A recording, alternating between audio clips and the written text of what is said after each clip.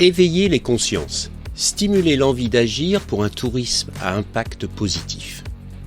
Expérientiel est un podcast indépendant qui explore les leviers d'action nécessaires pour repenser le modèle actuel du tourisme et répondre aux défis futurs du secteur.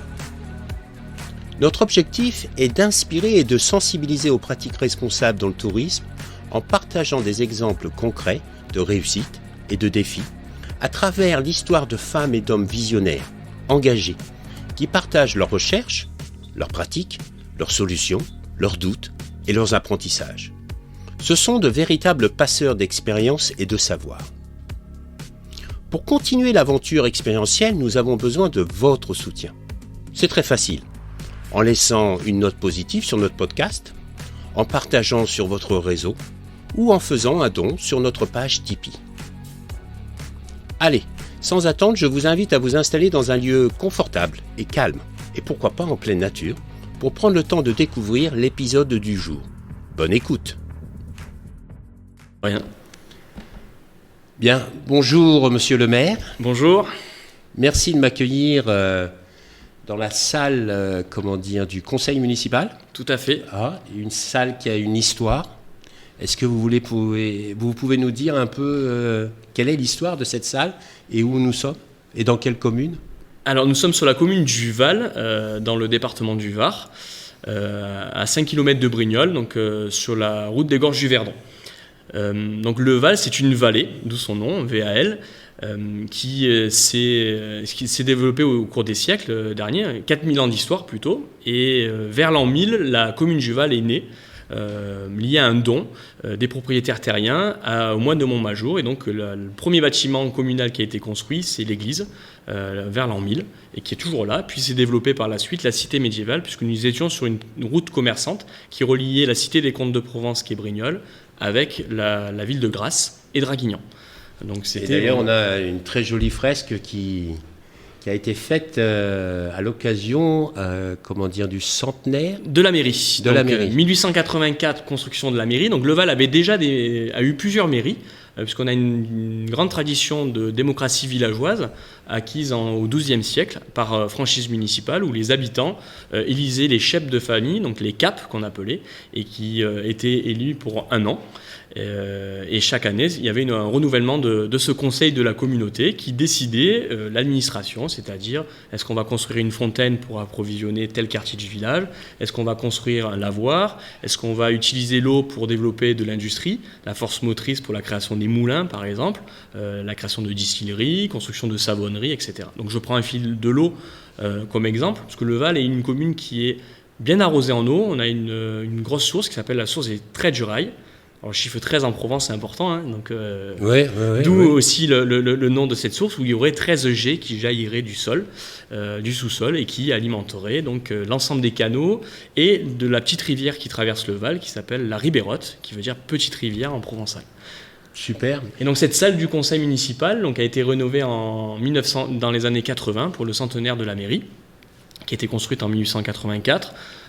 Sous la Troisième République. C'était la grande période républicaine des mairies-écoles. Et donc les deux écoles étaient accolées, école des garçons et des filles, étaient accolées à la mairie.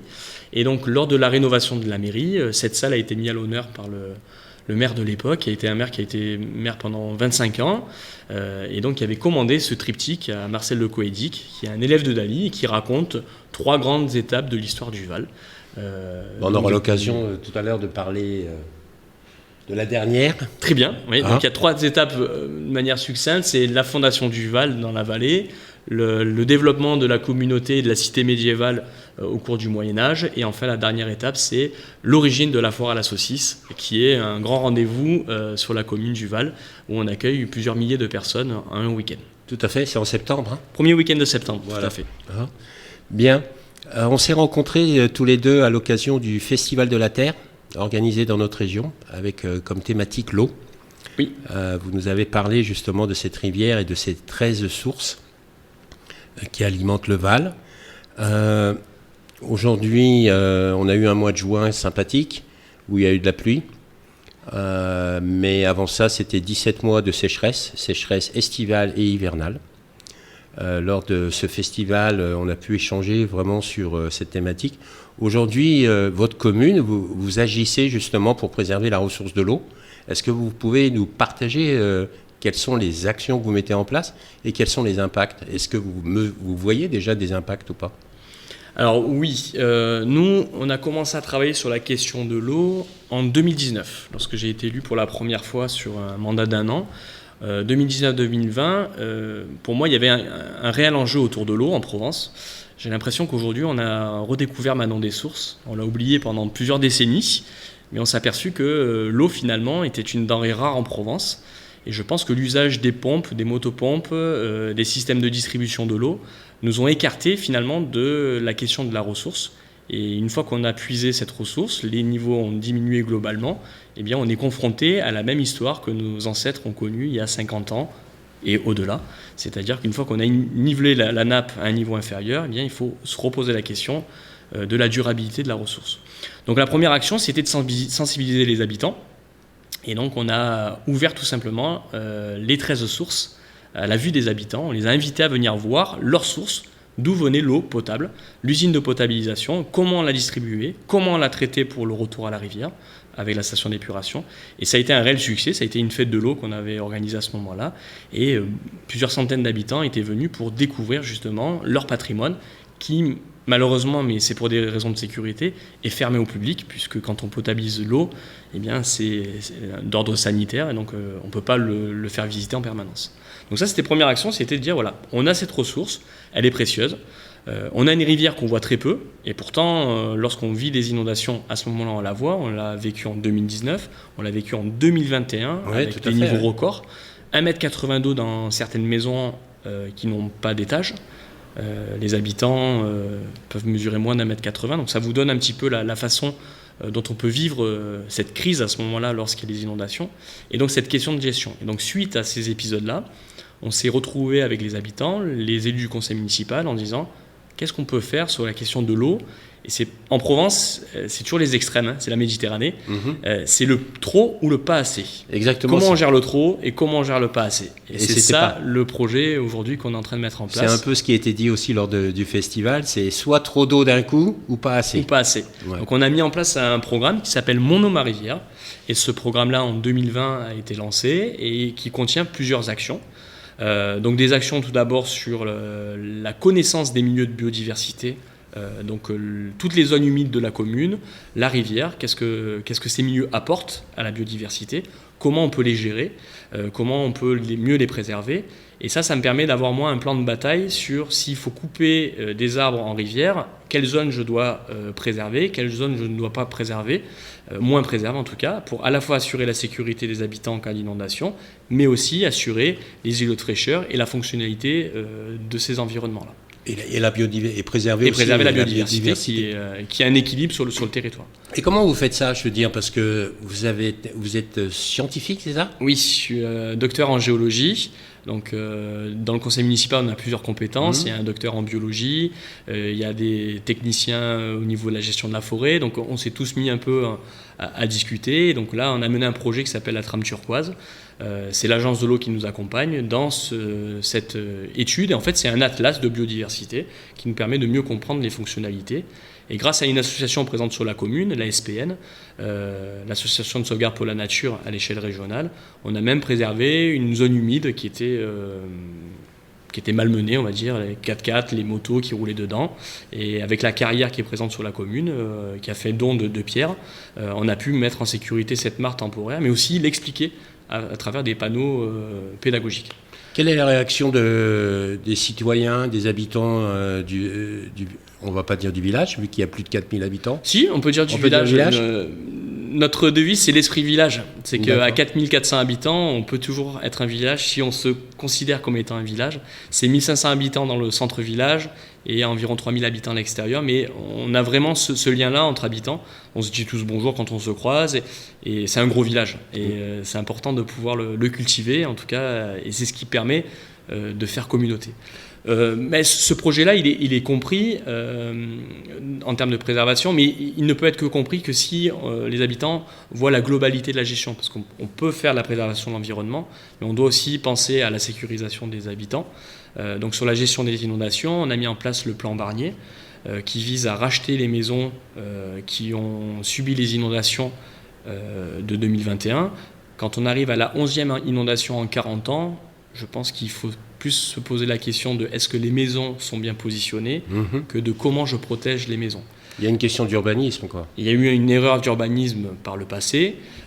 C'est pas la seule commune où c'est arrivé, c'est global. On va dire c'est l'état d'esprit de la société à l'époque. Voilà, et puis par un manque de connaissances aussi. Manque de connaissances, de considération, et je pense que la société aussi était dans un autre état d'esprit, je pense. Gros développement. Voilà, on développait et on n'avait pas forcément la culture des risques.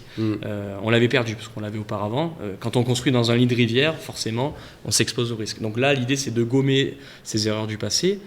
Donc ça, on travaille ça avec l'État qui nous accompagne. Donc c'est de très grosses études pour bien vérifier la dangerosité, estimer la valeur des biens à leur juste niveau pour pouvoir racheter ces maisons-là et permettre aux personnes de vivre dans de meilleures conditions, en sécurité, dans d'autres quartiers ou de la commune ou sur d'autres communes environnantes.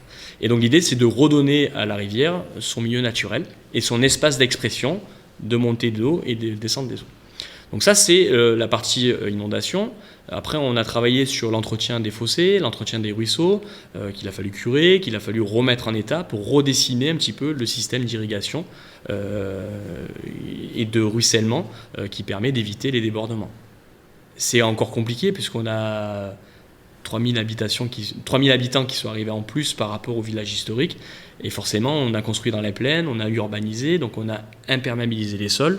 Et donc il y a tout ce travail maintenant de mettre en conformité nos documents d'urbanisme pour demander aux nouvelles constructions d'avoir des bassins pour récupérer les eaux à la parcelle et de pouvoir éviter d'avoir trop de ruissellement pour diminuer au maximum les impacts. Oui, et d'ailleurs, vous avez aussi travaillé sur tout ce qui est parking, artificialisation des sols, tout ce qui était artificialisé. Vous avez mis en place un programme pour justement désimperméabiliser. Voilà. Le but étant de justement permettre à l'eau de s'infiltrer et de plus ruisseler. Et donc on a travaillé ça au niveau des parkings, qu'on a renaturalisé. On a créé des îlots de fraîcheur aussi, on a planté des arbres. L'idée étant de créer des lieux de fraîcheur. Comme à l'époque. Comme le platane sur la place du village, par exemple. Et d'ailleurs, quand vous prenez un apéro, en plein mois d'août ou en plein juillet, toujours plus agréable d'être sous un arbre que sous une bâche, tout à fait. Sous un parasol. Donc on voit bien que ça marche. Avant de se retrouver, j'étais justement sur la place du village et on est bien mieux à côté de la fontaine. Donc l'idée, voilà, c'est vraiment ça. On a fait la même chose au niveau des écoles, la cour des écoles. On a été une des premières cours du département à être désimperméabilisée avec des bacs de rétention, plantation d'arbres aussi pour créer les îlots de fraîcheur. Alors cette cour, moi, elle me parle parce que moi, j'étais à cette école quand j'étais plus petit et c'était un parking pour moi. Ça ressemblait à un parking de supermarché où il n'y avait pas d'arbres. Il y avait 2 platanes, mais qui n'ont pas grossi entre le moment où j'étais à l'école et quand je suis arrivé en tant que maire. Et je me suis dit qu'il fallait faire quelque chose et transformer pour nos enfants et leur donner aussi un autre modèle pour jouer dans la cour. Donc ça aussi, ça a été un gros chantier qui nous a permis en 2021 d'éviter les inondations dans la cour des écoles et donc d'éviter les inondations dans l'école, puisqu'habituellement une partie de l'école était inondée et là ça n'a pas été le cas. D'accord. Donc ça c'est une des actions aussi où on voit très bien que là on gère à la fois les inondations, on gère à la fois l'infiltration des eaux pour recharger la nappe et on gère aussi l'adaptabilité face au réchauffement climatique et on fait aussi des systèmes éducatifs intéressants pour nos jeunes.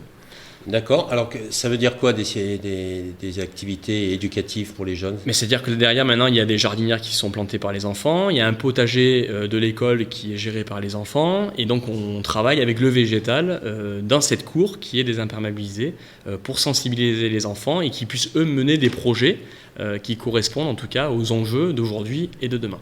Super. Alors il y a la volonté du maire, mais il y a aussi le côté administratif, il y a l'État, etc.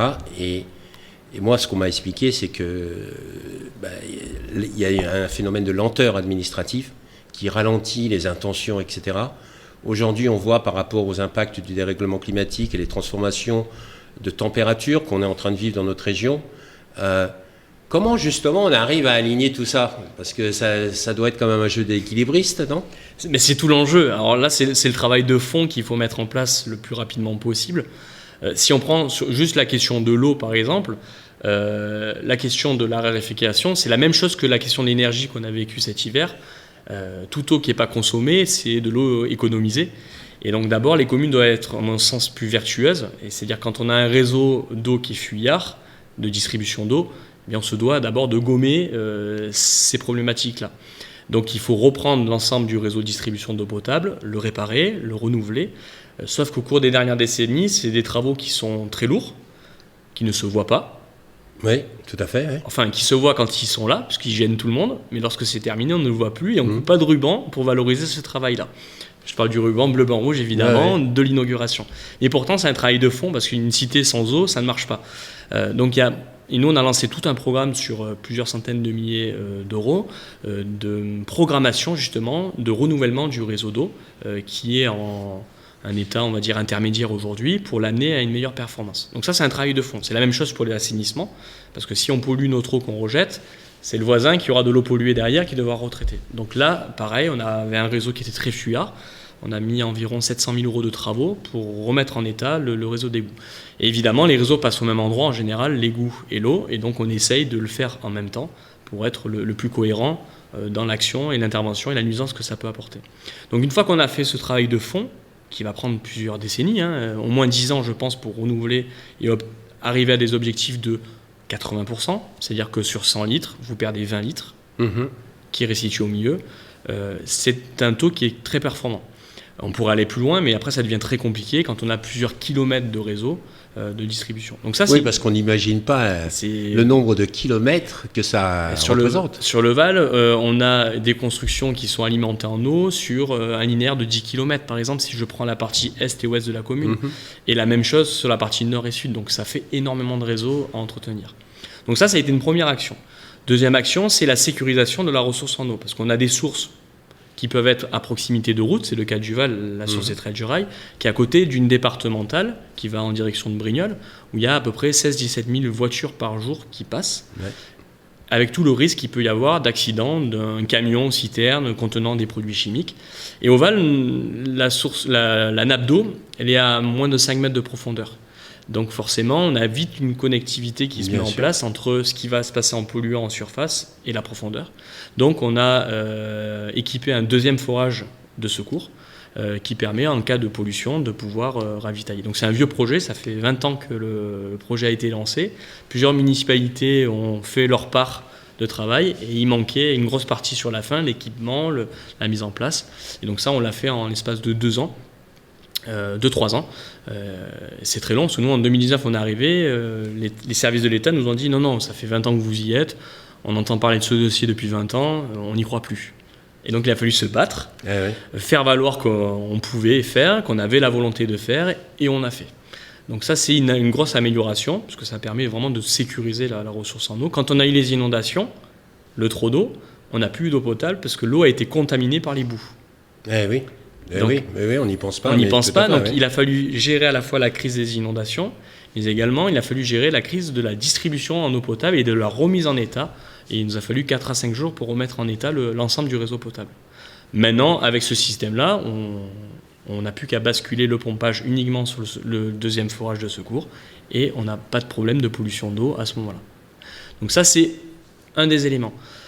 Donc c'est long, évidemment. Donc il faut être conscient que la transition, elle se fait sur le temps long, mais ça ne veut pas dire qu'il ne faut rien faire et reporter, faire de la procrastie et reporter au lendemain ce qu'il y a à faire. Tout à fait, mais est-ce qu'il n'y aurait pas, qu'est-ce qui ralentit d'ailleurs le processus ? C'est compliqué parce qu'il y a plusieurs démarches administratives, il y a des contrôles sanitaires à faire, des autorisations à obtenir, donc c'est un tout. Mais quand on s'y accroche, je veux dire, en 2 ans, arriver à avoir un forage installé, j'estime que c'est quand même assez court, sachant qu'il va servir pendant 30 ans, 40 ans. Mais il faut, par contre, ce qui est compliqué, c'est, et toutes les communes n'ont pas forcément la possibilité ou la capacité de pouvoir fournir l'énergie ou l'ingénierie suffisamment importante pour aboutir au dossier.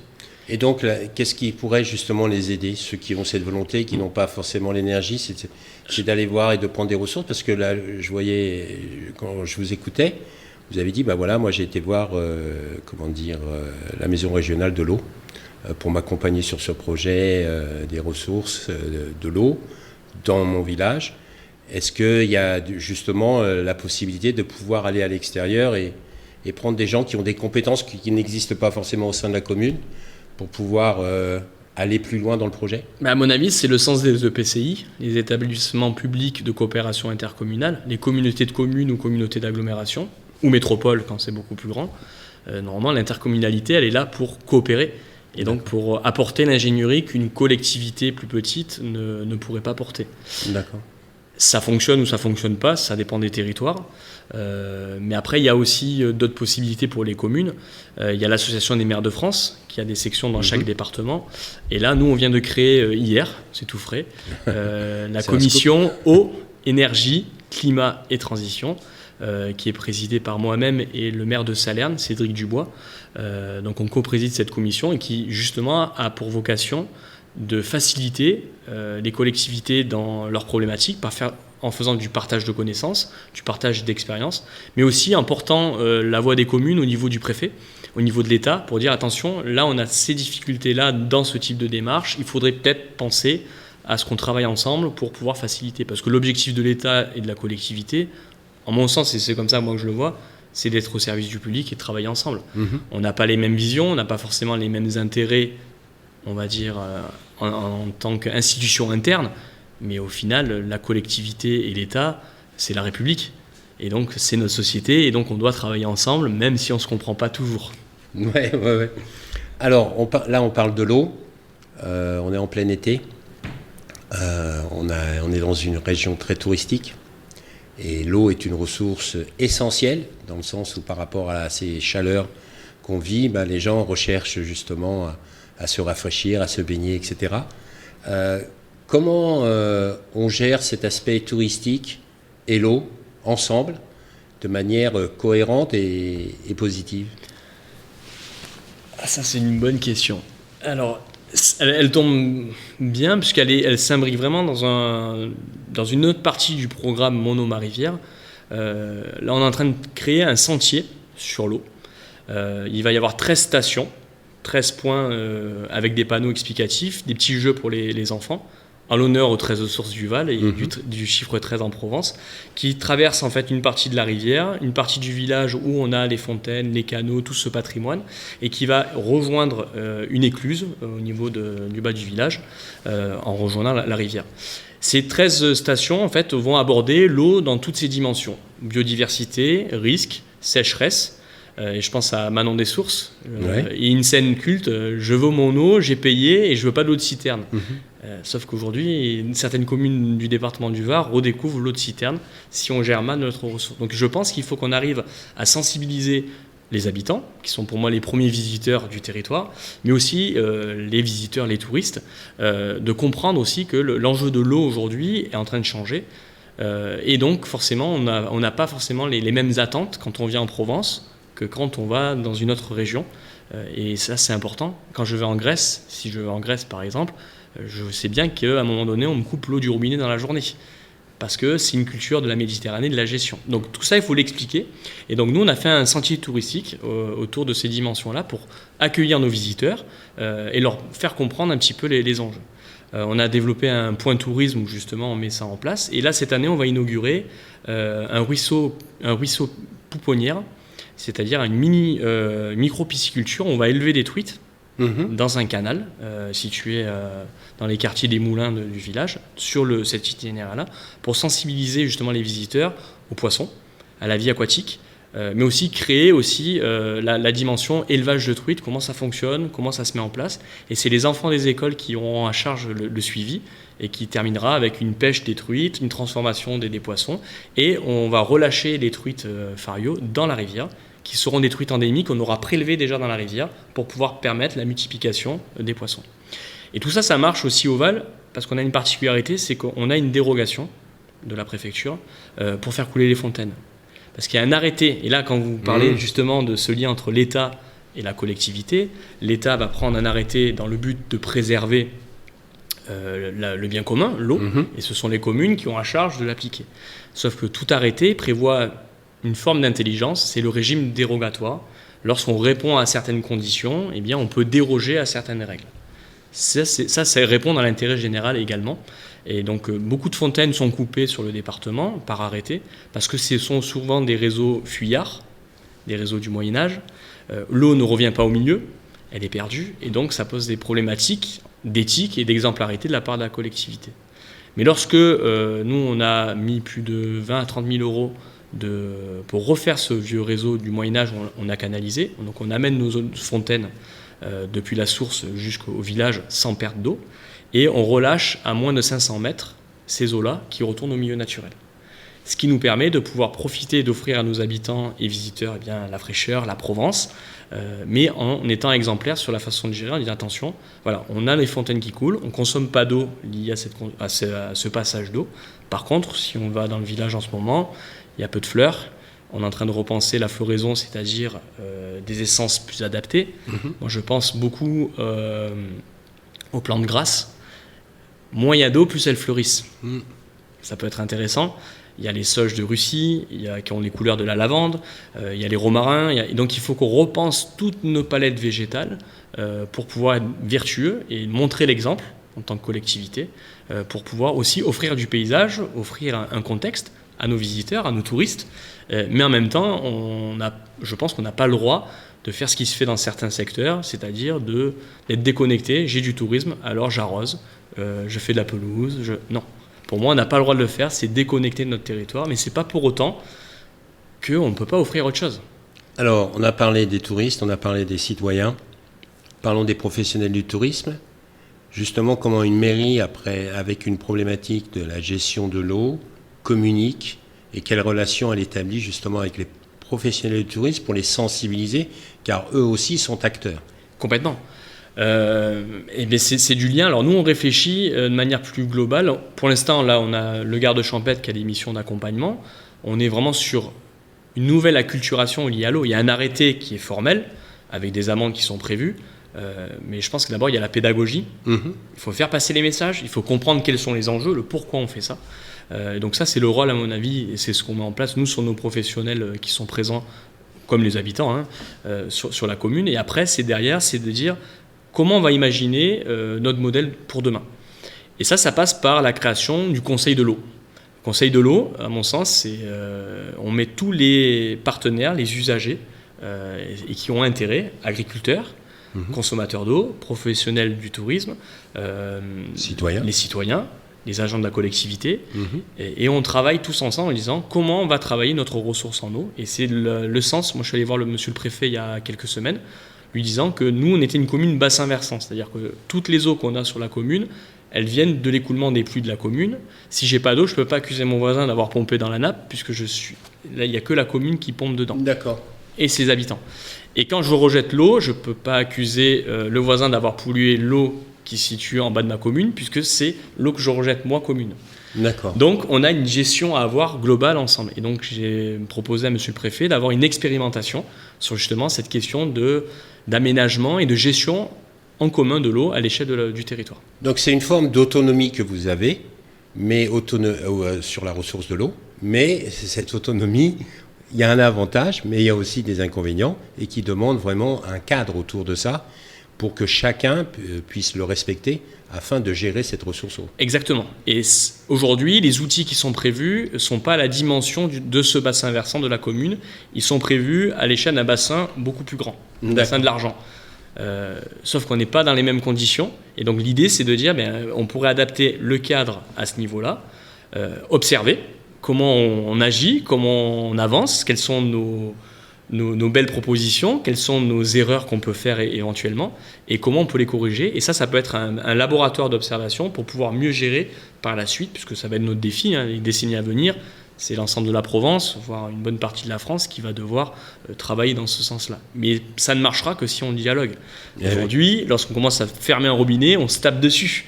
Et ça, on l'a déjà connu par le passé, et il va falloir peut-être qu'on le redécouvre aussi, comment on travaille ensemble.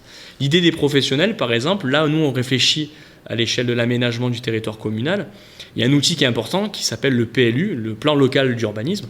Alors, le plan local d'urbanisme, tout le monde pense, oui, c'est les zones constructibles. Non, l'urbanisme, c'est la façon d'aménager un territoire. Et l'urbanisme pense la forêt, pense les milieux naturels, pense les plans d'eau.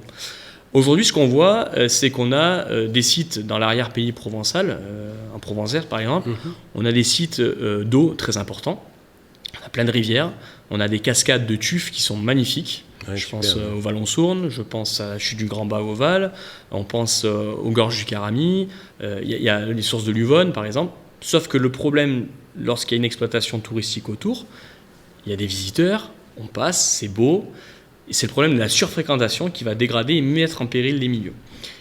Et si on veut accompagner l'activité touristique autour de ces sites-là, on doit les préserver parce que sinon, ils vont subir des fermetures administratives. Le préfet, lorsqu'il voit qu'il y a un milieu qui est dégradé, surpiétiné, surfréquenté, sa seule solution, c'est de fermer. C'est le cas, je pense, de Sion-la-Cascade. Oui, tout à fait. Qui a été fermé. Moi, je l'ai connu il y a 20 ans, aujourd'hui, c'est méconnaissable, quoi. Le Vallon des Carmes à Barjol, c'est la même chose. Et moi, je pense, comme sur la commune, nous, on a déjà un site, il va falloir anticiper. On a plutôt intérêt à aménager ces sites par des pontons pour venir les visiter. Parce que la baignade, normalement, est interdite, parce que ça dégrade trop les milieux s'il y a trop de monde. Et donc, penser dans ces cas-là, on vient voir ces sites-là parce qu'ils sont magnifiques. Il y a des endroits où on se croirait à La Réunion, hein.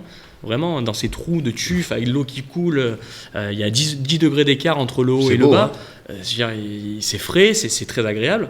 Donc, il faut continuer à les garder ouverts au public, pour qu'ils puissent, c'est l'image de notre territoire, mais proposer d'autres sites à la baignade qui ont moins d'inconvénients. Et ici, on a une chance de l'autre côté, c'est qu'on a ces trous de mine, ces lacs de mine, le lac de Vins, le lac du Carny-au-Val, qui sont des zones anthropiques, artificielles. C'est des trous qui ont été faits au siècle dernier, qui se sont remplis d'eau puisqu'on a atteint la nappe, mais qui sont fortement anthropisés et qui ont une faible valeur écologique.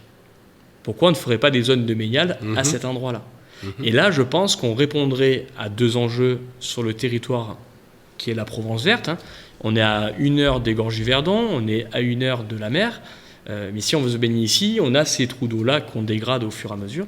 Est-ce qu'on n'aurait pas intérêt à aménager ces lacs pour la baignade, garder nos sites naturels pour les découvrir et en profiter?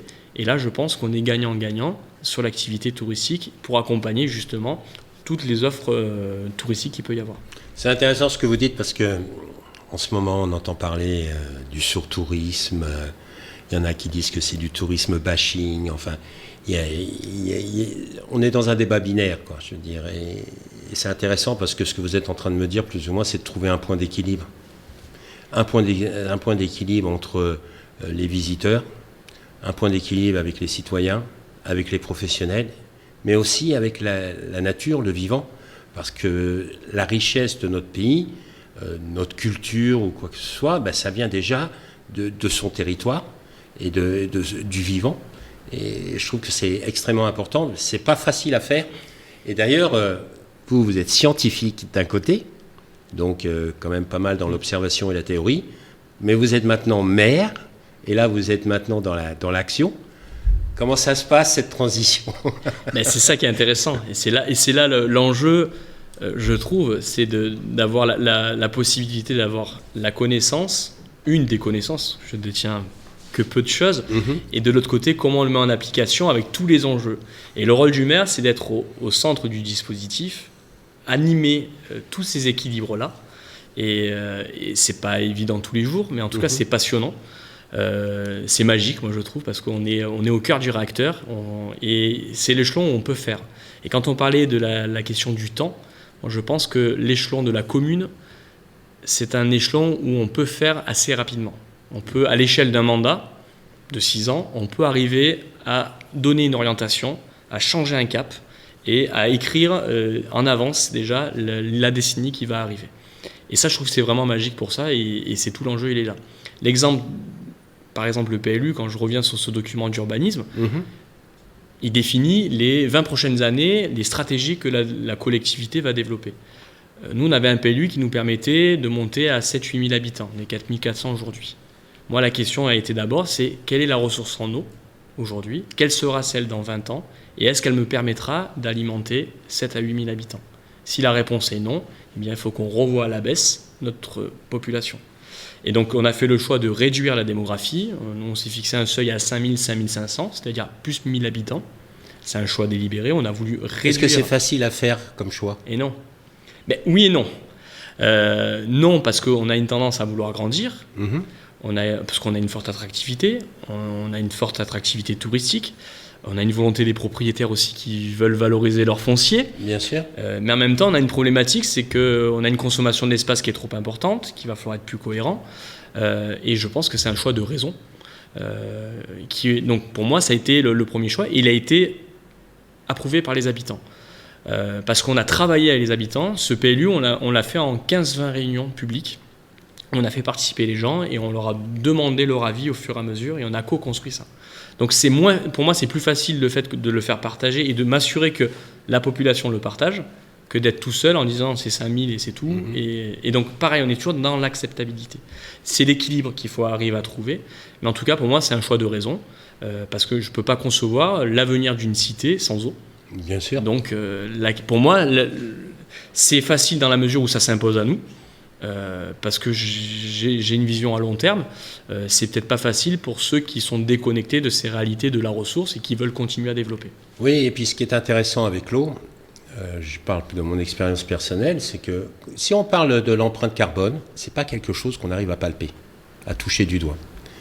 Et moi, au mois de mai, j'ai été 10 jours sans eau chez moi. Moi, le forage était sec.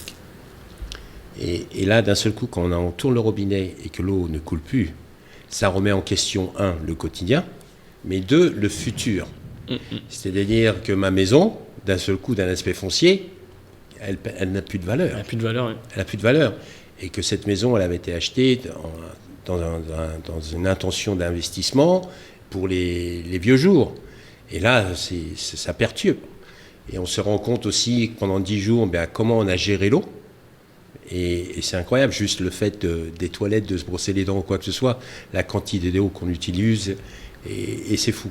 Et c'est ça qui est intéressant. Je pense que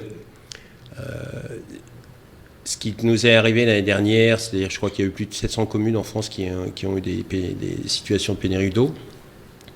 Je me dis que c'est peut-être une opportunité justement pour aller... On a pris conscience que les choses sont en train d'évoluer, de changer. Mais là, vraiment d'agir. C'est-à-dire d'accepter la situation, de dire, voilà, maintenant, il faut qu'on se bouge. Et je trouve que c'est intéressant avec l'eau. L'eau peut être cet élément qui va déclencher, parce qu'on se rend compte que l'eau fait partie de notre quotidien sous des manières tellement différentes et qu'on a pris comme argent comptant. Hein. Complètement. Je veux dire, j'utilise, etc., sans se poser vraiment de questions. Et donc, je trouve que c'est intéressant. On a parlé aussi en préparation de cette émission, on a parlé du mot transition. Moi, je vous ai parlé du mot transformation. Vous m'avez parlé de transversalité. Et puis, vous m'avez dit, tu sais, François, ce qui se passe aujourd'hui, c'est pas quelque chose de nouveau. Déjà, à l'époque de l'Empire romain, ça existait. Il y avait une surutilisation des ressources naturelles.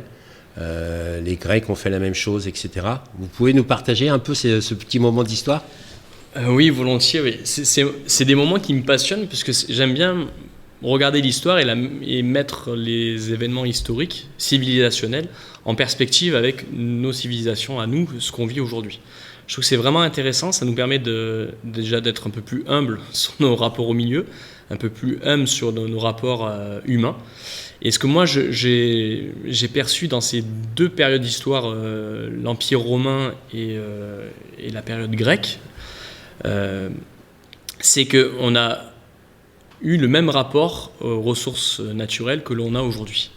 Si je prends la Grèce antique, et qu'on relit quelques pages de l'Odyssée d'Homère ensemble, on s'aperçoit que lorsqu'on nous décrit les îles grecques, on nous parle de grandes forêts de chênes, de hêtres. Je ne sais pas si vous connaissez la forêt de la Sainte-Baume. Ouais. C'est exactement cette forêt-là qu'on nous décrit. Il y a des biches, il y a du gibier à foison. Si vous allez en Grèce aujourd'hui, vous avez plutôt une île de cailloux, de maquis, de garrigues, quelques chèvres, et c'est déjà pas mal. Et qu'est-ce qui s'est passé ? Il y a le changement climatique, mais c'est quelques degrés d'écart. entre la période grecque et aujourd'hui, donc c'est pas cette raison-là. C'est que tout simplement, la civilisation grecque s'est développée par la marine, par le commerce, le transport et la constitution de sa colonie. Et pour avoir une colonie maritime autour de la Méditerranée, il faut des bateaux. Pour avoir des bateaux, il faut du bois, et donc il faut couper la forêt. Et quand on atteint un certain seuil, quand on coupe trop la forêt, à un moment donné, on change le climat local, et donc la forêt n'est plus en capacité de se régénérer, de repousser. C'est ce qui s'est passé en Grèce, et c'est pour ça qu'aujourd'hui on a ce type de climat, alors qu'on voit très bien que la forêt de la Sainte-Baume, qui a été préservée pendant toutes ces périodes-là, est toujours là. Par contre, tout le reste, c'est des forêts de pins. On a déjà transformé ça parce qu'on a vécu la même chose, et grâce à Colbert, on a eu un plan de gestion sous le Royaume de France pour pouvoir préserver nos forêts. Ça s'appelle l'ONF. Et si on regarde la période romaine, après les Grecs et les Romains, et vous regardez la ville de Pompéi par exemple, allez visiter Pompéi et vous allez voir que c'est la même société quand même qui est très proche de la nôtre. On a des thermopylômes, c'est les fast-foods d'aujourd'hui, on a des passages piétons, on a des carrefours avec des feux rouges qui permettent de réguler le trafic. Et cette société-là était très déconnectée, cette société urbaine était très déconnectée de la ruralité qui alimentait les villes, comme on le fait aujourd'hui. Et à tel point, on a les ravitaillements en eau, il y avait des fontaines, il y avait même de l'eau qui allait dans les maisons, dans certaines maisons. Donc on a vraiment amené la nature dans la ville, mais en se déconnectant de ces milieux-là. Et ces sociétés-là ont consommé, se sont mondialisées, le monde romain autour de la Méditerranée, à tel point à avoir des frontières qui n'arrivaient plus à tenir. Et pour fabriquer des bateaux, pour fabriquer une armée, pour fabriquer, il faut du minerai, il faut de la ressource naturelle. Et à un moment donné, c'était plus tenable et la civilisation s'est effondrée. Et c'est la même chose que l'on vit aujourd'hui. On vit une mondialisation, on vit une forte consommation des ressources, on s'aperçoit de leurs limites, on commence à parler de plus en plus de renouvelables, énergie renouvelable, durabilité. Économie régénérative, circuit court. En fait, on réinvente la roue justement qui nous permet de faire ce tour-là. Et donc, je pense que dans ces périodes-là, on arrive à la fin d'une période civilisationnelle. On va rentrer dans une autre période. C'est la transition, c'est le changement. En tout cas, ça, c'est ma vision.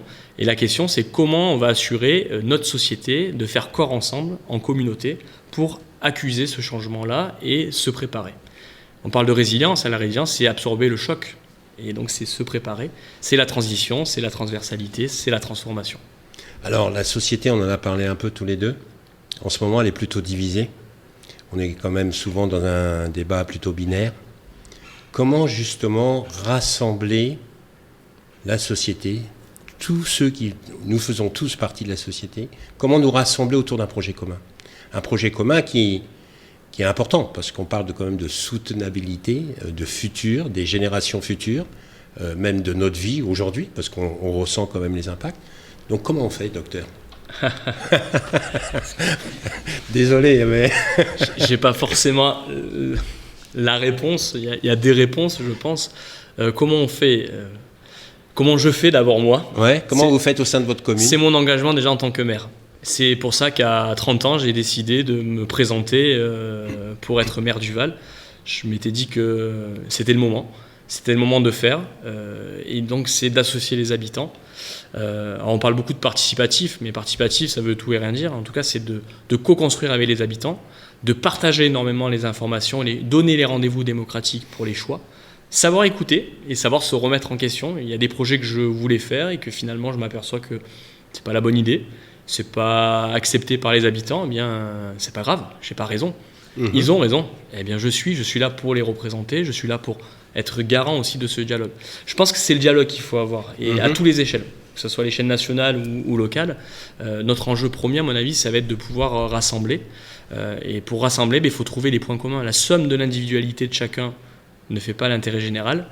Par contre, l'intérêt général peut faire les intérêts individuels de chacun. Mais il y en a qui rassemblent pour gagner quelque chose, et il y en a qui rassemblent pour co-construire. Là, c'est plutôt rassembler pour co-construire. C'est plutôt cette optique-là, et dans ce cas-là, je pense qu'il faut se concentrer sur ceux qui veulent faire. Ceux qui ne veulent pas faire, déjà, laissons-les de côté. Perdons pas notre énergie à essayer de les convaincre, faisons. Et c'est par l'exemple, quand on va pouvoir faire des choses, qu'on va pouvoir rassembler encore plus. C'est l'histoire de la mayonnaise, quoi. On prend le jaune d'œuf, la moutarde, et on commence à battre et à mettre un peu d'huile. Et puis une fois que la mayonnaise prend, on rajoute de l'huile et ça devient de plus en plus important. Et ben là, c'est pareil, quoi. Commençons déjà avec le jaune d'œuf, la moutarde. C'est ça. Et puis au fur et à mesure, la mayonnaise va monter parce que les gens vont se dire, bah oui, non, maintenant, ah oui, ça marche. Ça peut marcher. Et comme on est en Provence, c'est toujours un peu plus piquant. On fera plutôt de l'aioli si vous voulez bien. Parce que les réunions, elles sont toujours un peu vivantes et animées. Et c'est ça qui en fait son intérêt. Donc, mais c'est vraiment ça. Pour moi, c'est une des solutions. Hein. C'est définir le projet, le faire partager, définir des actions. Et après, dans chaque petit projet qu'il va y avoir qui vont être exemplaires, qui vont donner le cap, il faut savoir donner les rendez-vous avec les habitants. Tous ne viennent pas. Et il faut savoir que tous ne viendront pas toujours. Et donc, il y a un renouvellement. Parce que dans la vie, au moment où on est disponible, au moment où on n'est pas disponible, et à l'échelle d'un mandat, on voit plusieurs personnes passer. Il y a un noyau qui est convaincu, qui continue, et puis les gens viennent, et puis communiquer. Beaucoup communiquer, je pense. C'est ça dont on a besoin. Nous, on a travaillé sur plusieurs plans de communication.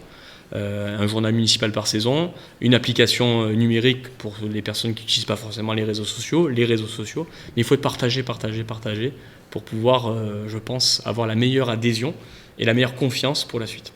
Bien, en parlant de la suite, on a commencé cette émission en parlant de l'histoire de ce village, le Val. Et j'aimerais qu'on termine cette émission justement toujours avec de l'histoire. On va parler de la fête de la saucisse. Alors la fête de la saucisse, c'est pas juste une fête. On s'est dit tiens, on va attirer des touristes ou quoi que ce soit. C'est une fête qui a une histoire très forte. Est-ce que vous pouvez nous la partager, s'il vous plaît ? Alors c'est une histoire qui a plusieurs siècles, qui remonte à Louis XIII.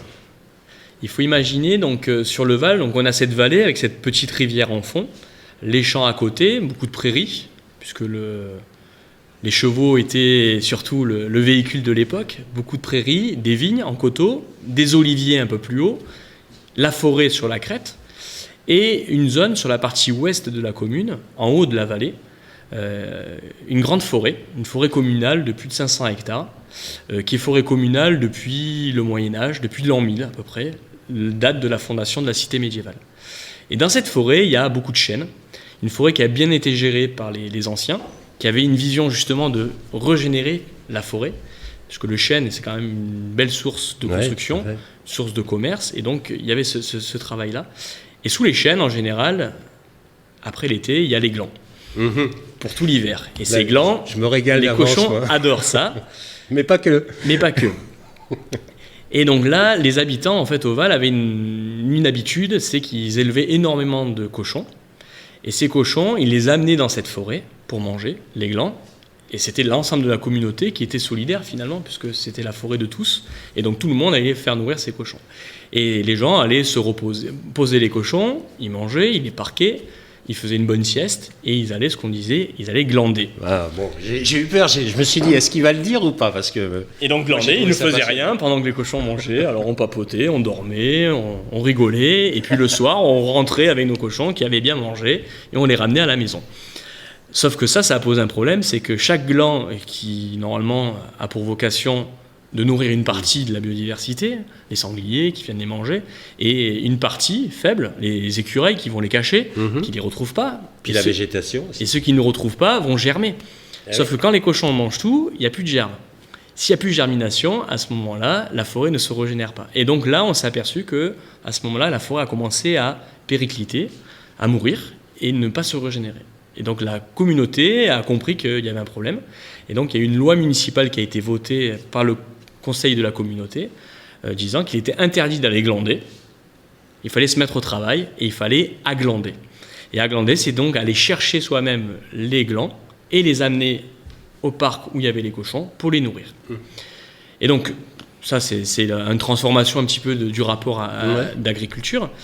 Et ces cochons-là, donc il y en avait beaucoup sur le pays, et donc on les mangeait, donc on faisait des charcuteries. Sauf qu'en Provence, il fait chaud l'été, et lorsqu'on tue un cochon, c'est quand même plusieurs centaines de kilos. Il faut rapidement transformer, rapidement rafraîchir la viande, et il n'y avait pas de frigo. Donc les salaisons, on ne prenait pas assez rapidement, et donc il y avait une interdiction à l'échelle du Royaume de France, une interdiction de tuer les cochons pendant l'été, pour des raisons sanitaires. Donc les bouchers ne pouvaient pas tuer les cochons, sauf qu'une année, il y a eu une grande famine, plus rien à manger. et on voyait ces beaux cochons. Une famine ici. Une famine ovale. Ouais. Une ovale et dans les villages alentours. Et on avait ces beaux cochons bien dodus qui mangeaient ces glands, parce qu'il y avait eu des glands, mais les glands ne nourrissent pas trop les humains. Non. On fait du café de glands, à la limite, pendant la guerre, on a eu fait ça. Ah oui, je savais pas ça. Mais à défaut, mais c'est pas, la nourriture est pas très riche, il y a un peu de protéines, mais les glands sont amers, c'est pas bon. Donc l'idée a été de dire, il faudrait qu'on mange ces cochons, mais on n'avait pas le droit de les tuer. Et donc le premier consul et le deuxième consul, c'est-à-dire le maire et son premier adjoint, seraient partis à La Rochelle avec le curé du village qui parlait français, parce qu'ici on parlait que le provençal, un patois plus localisé. Et donc ils sont allés rencontrer Louis XIII en personne pour lui demander autorisation de tuer cochons et de les vendre pour les villages alentours. Et cette lettre patente a été signée par le roi Louis XIII. Et donc le maire de l'époque est revenu, tout content. Et donc en septembre, on a tué les cochons et alors on a fait immédiatement des charcuteries fraîches, c'est-à-dire saucisses et boudins. Et on a eu une autorisation de vendre dans la viguerie, c'est-à-dire une quinzaine, vingtaine de villages alentours, de leur vendre les charcuteries fraîches. C'est ce qui s'est passé, c'était la période des vendanges, et donc tout le monde venait avec des ouvriers acheter les charcuteries fraîches du Val pour aller les manger lors des vendanges. De là est née la foire à la saucisse, que l'on fait encore aujourd'hui. Et donc ça fait combien ? 350 ans ou si c'est pas plus ? Enfin c'est un chiffre fou quoi. Ça fait, oui c'est ça. Non mais c'est intéressant parce que ce qui est intéressant aussi c'est qu'il y a des traditions qui naissent par rapport à des situations de crise. Okay ?